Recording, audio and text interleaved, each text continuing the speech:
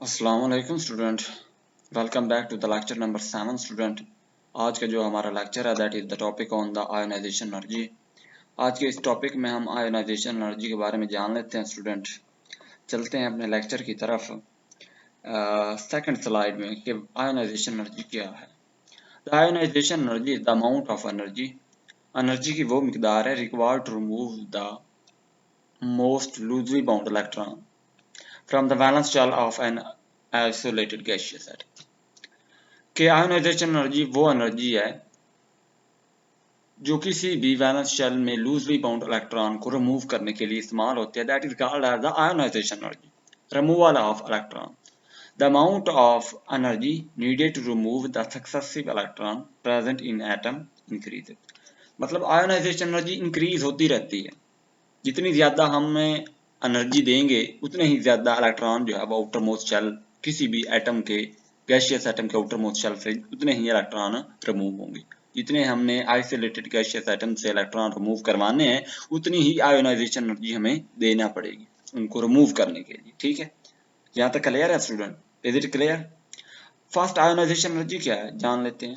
If there is only one electron in the valence shell, अगर valence shell में सिर्फ एक इलेक्ट्रॉन हो स्टूडेंट, क्या है कि अगर किसी एटम के वैलेंस शेल में सिर्फ एक इलेक्ट्रॉन हो, the energy is required to remove it. इसको रिमूव करने के लिए जितनी एनर्जी हम देंगे it will called as the first ionization energy. वो इसकी फर्स्ट आयोनाइजेशन एनर्जी कहलाएगी। आप स्टूडेंट समझ आ रही है फर्स्ट आयोनाइजेशन एनर्जी क्या है कि अगर किसी एटम के वैलेंस शेल में एक इलेक्ट्रॉन हो उसको रिमूव करने के लिए जितनी एनर्जी हम देंगे it will called as the first ionization energy. Next चलते हैं स्टूडेंट। फॉर एग्जाम्पल, मिसाल के तौर पर मिसाल से समझते हैं कि फर्स्ट आयोनाइजेशन एनर्जी क्या है। The first ionization energy of the sodium atom is, मतलब सोडियम एटम के वैलेंस शेल में कुल 11 इलेक्ट्रॉन होते हैं। न्यूक्लियस के फर्स्ट शेल में 2 इलेक्ट्रॉन डुप्लेट कंप्लीट, फिर 8 इलेक्ट्रॉन ऑक्टेट कंप्लीट, और फिर थर्ड शेल होता है जिसमें 1 इलेक्ट्रॉन होता है। तो अभी हमने कहा कि फर्स्ट आयोनाइजेशन एनर्जी होती है सोडियम की, इसके वैलेंस शेल में 1 इलेक्ट्रॉन होता है। उसको रिमूव करने के लिए हमें कितनी एनर्जी की जरूरत होती है? 456 किलो जॉल पर मोल एनर्जी देनी पड़ती है। तो तब जो है वो जाके एक इलेक्ट्रॉन सोडियम एटम से क्या होता है? रिलीज होता है। सोडियम एटम था, इसको एक इलेक्ट्रॉन रिलीज करवाया तो सोडियम के ऊपर पॉजिटिव चार्ज कैटायन बन गया और एक इलेक्ट्रॉन रिलीज हो गया। कितनी एनर्जी देना पड़ी इलेक्ट्रॉन को रिमूव करवाने के लिए? 456 किलो जॉल पर मोल। डेल्टा एच का मतलब हीट देना पड़ी, एनर्जी देना पड़ी जितने हम इलेक्ट्रॉन जो है वो सोडियम एटम से रिमूव कर रहे हैं। More than one electron in the valence shell, अगर किसी एटम के वैलेंस शेल में एक से ज्यादा इलेक्ट्रॉन मौजूद हों तो फिर क्या होगा? When there are the more than one electrons in the valence shell, अगर किसी वैलेंस शेल में एक से ज्यादा इलेक्ट्रॉन मौजूद हैं तो फिर क्या होगा? They can be removed one by providing the more and more energy. उनको वन बाय वन रिमूव करेंगे ज्यादा से ज्यादा एनर्जी प्रोवाइड करके उनके वैलेंस शेल में। Such as group 2 and group 3 के एलिमेंट, मतलब ग्रुप 2 प्रोडक्ट टेबल में ग्रुप 2 और ग्रुप 3 के जो एलिमेंट है having the more than one electron in their valence shell, मतलब प्रोडक्ट टेबल के जो ग्रुप 2 और ग्रुप 3 के एलिमेंट है वो एक से ज्यादा इलेक्ट्रॉन रखते हैं। इनके वैलेंस शेल में एक से ज्यादा इलेक्ट्रॉन होते हैं। Therefore they will have the more than one ionisation energy value, उनकी आयोनाइजेशन एनर्जी की वैल्यू भी क्या होगी? एक से ज्यादा होगी। सेकेंड आयोनाइजेशन एनर्जी कहलाएगी, थर्ड आयोनाइजेशन एनर्जी कहलाएगी, सो ऑन। ठीक है, जहां तक क्लियर है student? Is it clear? Next चलते हैं थर्ड स्लाइड की तरफ। Ionisation energy in the period. अब हम दो चीजें जानेंगे स्टूडेंट आयोनाइजेशन एनर्जी के एट द एंड में, कि ionisation energy in the period और ionisation energy in the group. कि पीरियड में आयोनाइजेशन एनर्जी आया कि ज्यादा होगी या कम होगी, और ग्रुप में आयोनाइजेशन एनर्जी आया कि कम होगी या ज्यादा होगी। कैसे होगी ये हम देखते हैं, जान लेते हैं।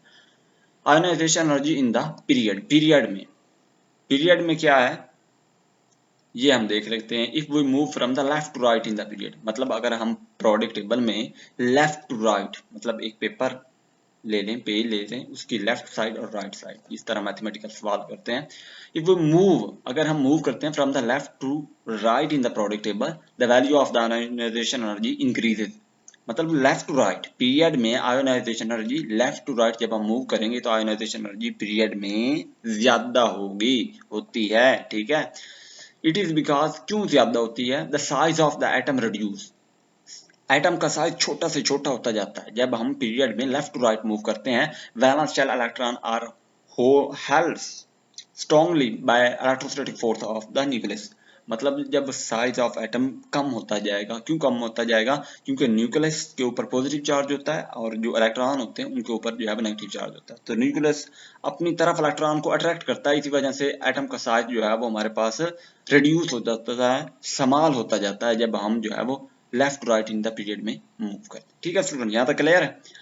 Therefore, the element on the left side of the periodic table के लेफ्ट साइड के ऊपर जो एलिमेंट है लेफ्ट साइड के have the low ionization energy, इनकी ionization energy की वैल्यू क्या होती है? कम होती है as compared to those right side of the periodic table। तो मतलब periodic table के लेफ्ट साइड के ऊपर जितने एलिमेंट हैं उनकी ionization energy लो होती है as compared to वो वाले एलिमेंट जो right side of the product table पाए जाते हैं। ये देख लेते हैं, फर्स्ट आयोनाइजेशन एनर्जी जो है वो हमारे पास लेफ्ट टू राइट पीरियड में क्या होती है? इंक्रीज हो रही है, या एरो का लाइन दिखाई दे रहा है, इंक्रीज हो रही है। और टॉप टू बॉटम ग्रुप में टॉप टू बॉटम जो है वो क्या हो रही है? डिक्रीज हो रही है। यहाँ तक क्लियर है? नेक्स्ट चलते हैं स्टूडेंट। अब देखें जी, सेकंड पीरियड में हमारे पास जो आयोनाइजेशन एनर्जी है वो कैसे है? लिथियम लिथियम जो है वो 520 किलो जूल पर मोल एनर्जी है। ब्रिलियम के वैलेंस शेल में 4 होते हैं, उसको रिमूव करने के लिए कितनी एनर्जी? 889 किलो जूल पर मोल। अब ब्रिलियम के वैलेंस शेल में 5 होते हैं, उसकी आयोनाइजेशन एनर्जी वैल्यू 800। इस तरह 6 को रिमूव करने के लिए 1086। इस तरह नाइट्रोजन 7, इसके वैलेंस शेल को रिमूव करने के लिए 1402। और इस तरह ऑक्सीजन के वैलेंस शेल में 8 इलेक्ट्रॉन, इसको रिमूव करने के लिए इतनी एनर्जी। फ्लोरीन के वैलेंस शेल में 9 इलेक्ट्रॉन, इसको रिमूव करने के लिए इतनी एनर्जी। और नियोन 10, इसके वैलेंस शेल में इतने इलेक्ट्रॉन है, इसको रिमूव करने के लिए इतनी आयोनाइजेशन। तो देखें साइज ऑफ एटम क्या हो रहा है? रिड्यूस हो रहा है, तो आयोनाइजेशन एनर्जी इंक्रीज होगी इन द पीरियड में। यहाँ तक क्लियर है? अब हम ionization energy in the group में बात कर लेते हैं। As we move down the group, मतलब यूं ही हम ग्रुप में मूव करते हैं, डाउन द ग्रुप मूव करेंगे, तो more and more shell lie between the valence shell and the nucleus of the electron. मतलब न्यूक्लियस और ग्रुप में ज्यादा से ज्यादा जो है वो वैलेंस शेल होंगे, न्यूक्लियस और मतलब जो है वो न्यूक्लियस के बाहर ज्यादा से ज्यादा जो है वो वैलेंस शेल लाई करेंगे और उनमें इलेक्ट्रॉन पाए जाएंगे। This additional shell reduce the electrostatic force. मतलब जितने ज्यादा न्यूक्लियस के बाहर शेल होंगे वो न्यूक्लियस की ग्रिप को क्या कर देंगे? रिड्यूस कर देंगे। इतनी ज्यादा ग्रिप नहीं होगी न्यूक्लियस की बाकी आउटर मोस्ट शेल के इलेक्ट्रॉन के ऊपर, इलेक्ट्रोस्टैटिक फोर्स को रिड्यूस कर देंगे। Field by the electron present in the outermost shell, electron जो आउटर मोस्ट शेल में मौजूद है न्यूक्लियस की, उनके ऊपर इतनी ग्रिप नहीं होगी। रिजल्टेंटली इसका नतीजा क्या निकलेगा? The valence shell electron can be taken away easily. इसी वजह से वैलेंस मतलब बाहर जो शेल में जितने भी इलेक्ट्रॉन आउटर मोस्ट शेल में पाए जाते हैं उनको रिमूव करना आसान हो जाएगा हमारे लिए। देयरफॉर यही वजह है कि ionisation energy of the element decrease from the top to bottom in a group में टॉप टू बॉटम क्या होती है? कम होती है। यहाँ तक क्लियर है स्टूडेंट? पीरियड में हमने बात की कि साइज ऑफ एटम क्या होता है? रिड्यूस होता है। कब होता है? कि न्यूक्लियस का ग्रिप होता है आउटर मोस्ट शेल की तरफ, और जब न्यूक्लियस के ऊपर पॉजिटिव चार्ज होता है और इलेक्ट्रॉन के ऊपर नेगेटिव चार्ज होता है, तो न्यूक्लियस जब नेगेटिव इलेक्ट्रॉन को अपनी तरफ अट्रैक्ट करेगा तो हमारे पास साइज ऑफ एटम क्या होगा? रिड्यूस होगा, और आयोनाइजेशन एनर्जी जो है वो left to right product table में क्या होगी? इंक्रीज होगी। अब हमने ग्रुप में बात की, ये तो पीरियड में बात थी। अब ग्रुप में जब हमने बात की कि हमने कहा कि कोई भी एक एटम है उसमें जितने हम मोर नंबर ऑफ शेल जो है वो बढ़ाते जाएंगे, तो न्यूक्लियस का आउटर मोस्ट शेल के ऊपर जो है वो हमारे पास ग्रिप बहुत कम हो जाएगी। इलेक्ट्रोस्टैटिक फोर्स ऑफ अट्रैक्शन जो है वो आउटर मोस्ट में जितने इलेक्ट्रॉन वैलेंस शेल में मौजूद है उनके ऊपर कम हो जाएगी।